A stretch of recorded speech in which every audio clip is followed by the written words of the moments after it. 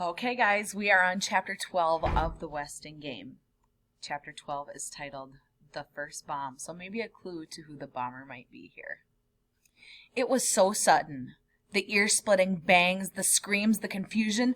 Doug and Theo ran into the kitchen. Mrs. Theodorkus ran out. Her hair, her face, her apron were splattered with dark, dripping red. "Blood!" Seidel Pulaski cried, clutching her heart. "Don't just sit there," Catherine Theodorkus shouted. "Somebody call the fire department." Angela hurried to the payphone on the wall and stood there trembling, not knowing whether to call or not. They were snowbound. The fire engines could not reach Sunset Towers. Theo leaned through the kitchen's doorway. "Everything's okay. There's no fire." "Chris, honey, it's all right," Mrs. Theodorkus said, kneeling before the wheelchair. "It's all right, Chris. Look, it's just tomato sauce." Tomato sauce? Mrs. Theodorkus was covered with tomato sauce, not blood. The curious heirs now piled into the kitchen, except for Seidel Pulaski, who slumped to the counter. She could have had a heart attack, and no one would notice. Mr. Hu surveyed the scene, trying to conceal his delight. "What a mess," he said. "That row of cans must have exploded from the heat of the stove." The entire kitchen was splattered with tomato sauce and soaked in foam from the fire extinguishers. What a mess. George Theodorkus regarded him with suspicion. It was a bomb. Catherine Theodorkus thought so too. There was hissing, then bang, bang, sparks flying all over the kitchen. Red sparks, purple sparks. "Cans of tomato sauce exploded," Doug Hu said, defending his father. The others agreed. Mrs. Theodorkus was understandably hysterical. A bomb? Ridiculous. Sam Westing certainly did not appear to have been killed by a bomb. Judge Ford suggested that the accident be reported to the police immediately in order to collect on the insurance. "You might as well redecorate the entire kitchen," Grace Wexler, decorator, proposed. "It should be functional yet attractive, with lots of copper pots hanging from the ceiling." "I don't think there's any real damage," Catherine Theodorkus replied, "but we'll have to close for a few days to clean up." Mr. Hu smiled. Angela offered to help. "Angela, dear, you'll have a fitting this afternoon," Grace reminded her, "and we have so much to do for the wedding shower on Saturday." In thumped Seidel Pulaski. I'm fine. Just a bit woozy." Goodness, what a nasty turn." Having recovered from the nasty turn, Seidel Pulaski settled down to transcribing her shorthand to Polish, then from Polish to English. Startled by loud banging on her apartment door, she struck the wrong typewriter key. "Open up!" Recognizing the voice, Angela unbolted the door to a furious Turtle. "All right, Angela, where is it?" "What?" "The newspaper you took from my desk." Angela carefully dug through the embroidery, personal items, and other paraphernalia in her tapestry bag and pulled out the newspaper folded to the Westing obituary. "I'm sorry, Turtle. I would have asked for it, but you weren't around. You don't also happen to have my Mickey Mouse clock in there, do you?" Turtle softened on seeing her sister's hurt expression. "I'm only kidding. You left your engagement ring on the sink again. Better go get it before somebody steals that too." "Oh, I wouldn't worry about anyone stealing Angela's ring," Seidel Pulaski remarked. "No mother would stoop that low."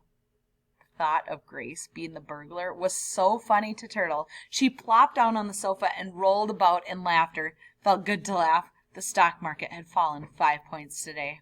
When the stock market falls, guys, that just means she's losing money. So obviously Turtle cares about money, so that's not a good feeling.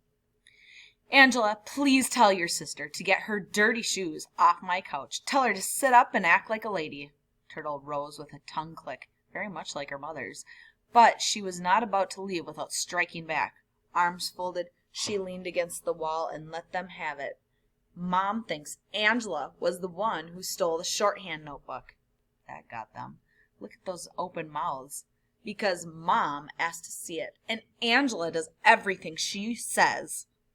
"Anyone could have stolen my notebook. I didn't double lock my door that day." If Seidel couldn't trust her own partner, she was alone. All alone. "Did Mom really say that?" Angela asked. No, but I know how she thinks.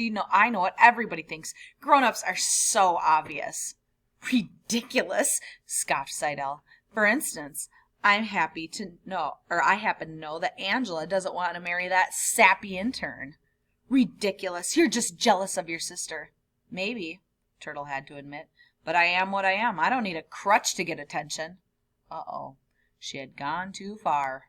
Turtle didn't mean it that way, Seidel, Angela said quickly. She used the word crutch as a symbol. She meant, that people are so afraid of revealing their true selves, they have to hide behind some sort of prop. Oh, really? Seidel replied. Then Turtle's crutch is her big mouth. No, Angela thought, hurrying her sister out the door and back into their apartment. Turtle's crutch is her braid.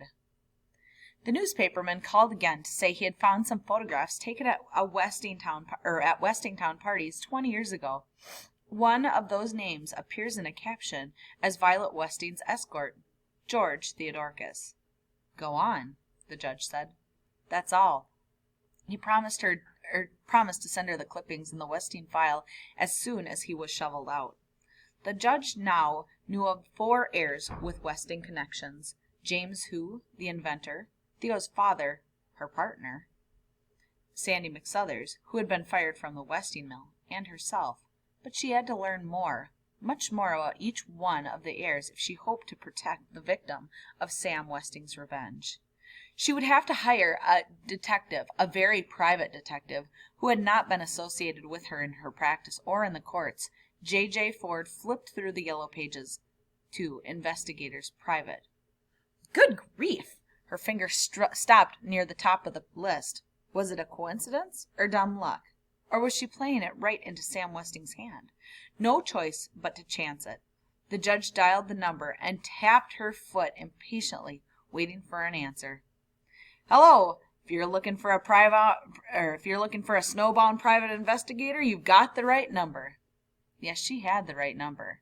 Maybe a trick, but it was no coincidence. The voices were one and the same. And that's where we'll stop. So we don't know who the investigator is, but she obviously recognizes them.